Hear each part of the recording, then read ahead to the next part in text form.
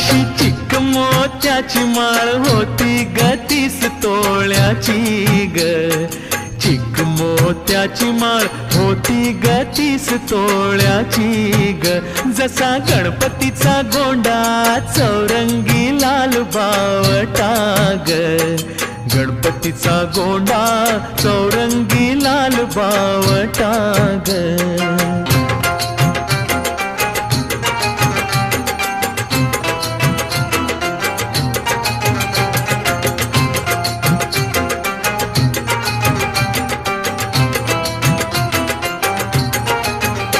या चिकमाळेला रेशमी मौचार दोराग.